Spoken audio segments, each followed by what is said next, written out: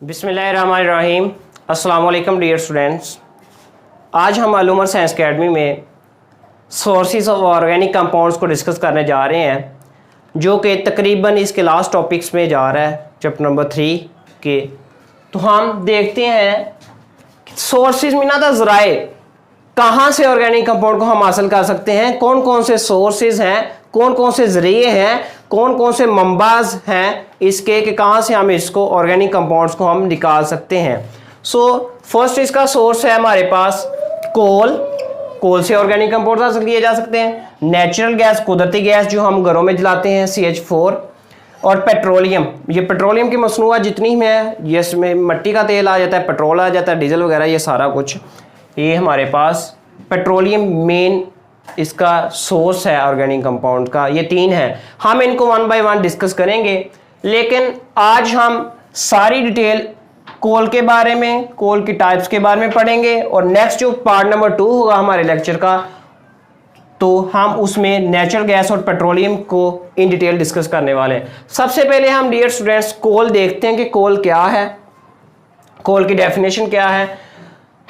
इसके 4 क्वेश्चन मैंने बनाए हैं, जो आपको शॉर्ट क्वेश्चन के तौर पर, ये सारा आए तो लॉन्ग आएगा, ये शॉर्ट क्वेश्चन जैसे मैंने बनाए तो ये 2 मार्क्स के लिए आपको आ सकता है। व्हाट इज कोल, फिर how coal is formed, then है टाइप्स ऑफ कोल, फिर है प्रोडक्ट्स ऑब्टेन फ्रॉम कोल, यानी जो कौन कौन सी चीज़ें जो हम कोल से हासिल करते हैं। हम देखते हैं व्हाट इज कोल, कोल की डेफिनेशन क्या है, किसको बोलते हैं।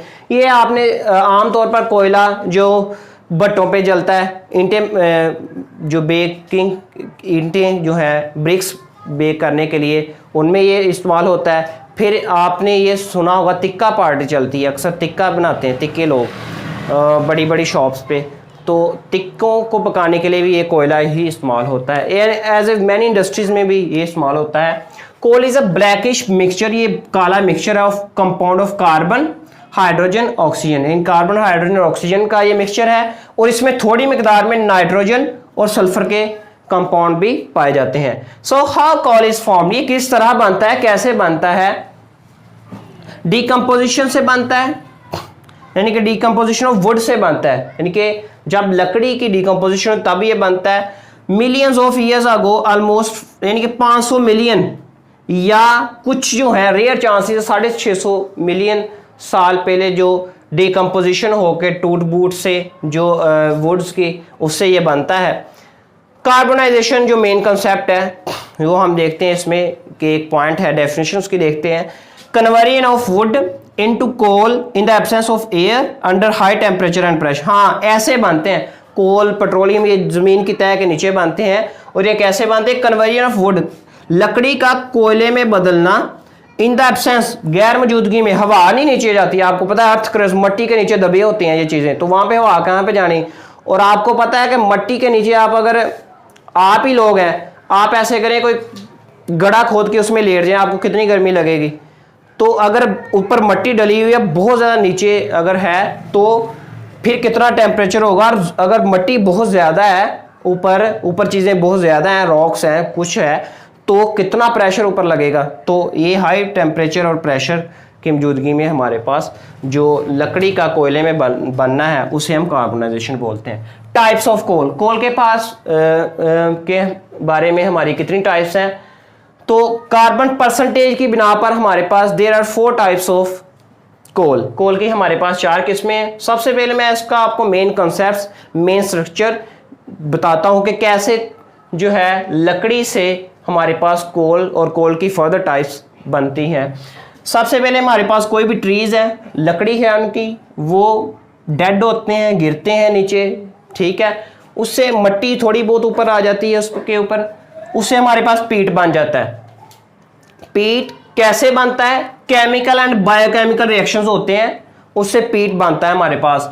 ये अक्सर जो है पीट 60% इसमें कार्बन होता है, और हाई प्रेशर, फिर थोड़ी सी पीट के ऊपर थोड़ा सा और प्रेशर आ जाए, मिट्टी थोड़ी सी जब और आ जाती है, तो फिर लिग्नाइट बन जाता है, जिसमें जो हमारे पास 70% कार्बन होता है, इसमें 70% कार्बन होता है।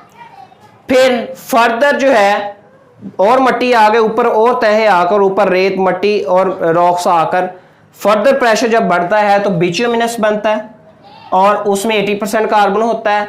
फिर जब और ज़्यादा मट्टी आके प्रेशर आके फिर एट द एंड जो है वो एंथ्रासाइड बनता है।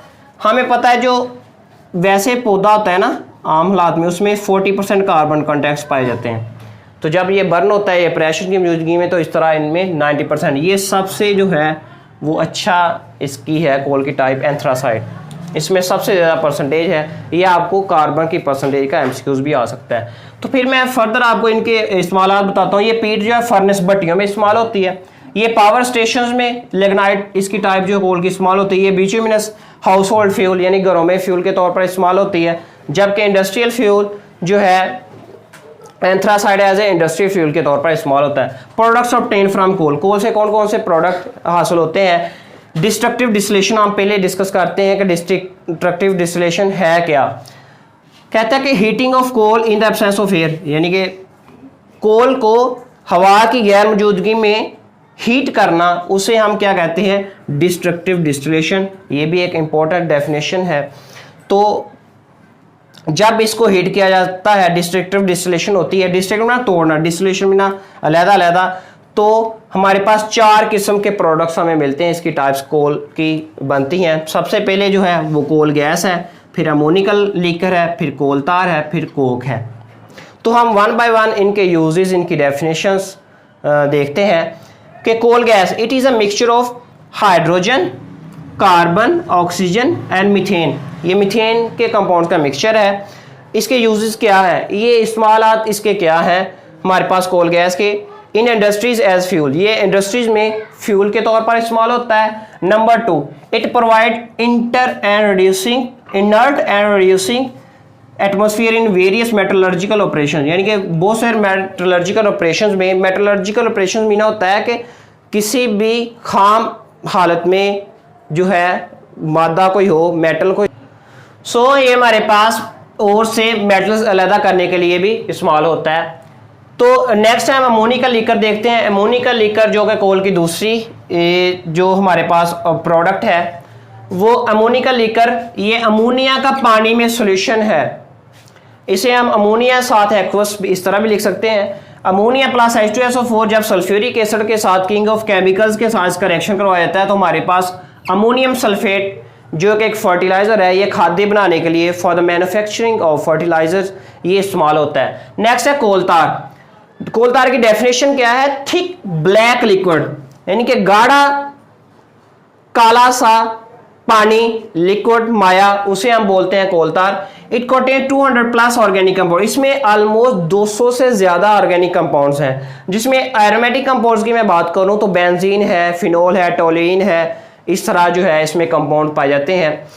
ये इसका यूज क्या है, ये प्लास्टिक बनाने में, रबर की इंडस्ट्रीज में, पेस्ट बनाने में, डाइज और वगैरह वगैरह की इंडस्ट्रीज में ये हमारे पास इस्तेमाल होता है। पिच क्या है, ये डेफिनेशन ये भी आ जाती है, द रेजिड्यू ऑफ कोल टार, यानी कि रेजिड्यू में ना जो आखिर में बच जाता है, आखिर में जो चीज रह जाती है, आखिर में जो बाकी बच जाता है मादा जो कंपाउंड है एंड पे, उसे हम कोल तार के कंपाउंड को उसे हम पिच बोलते हैं।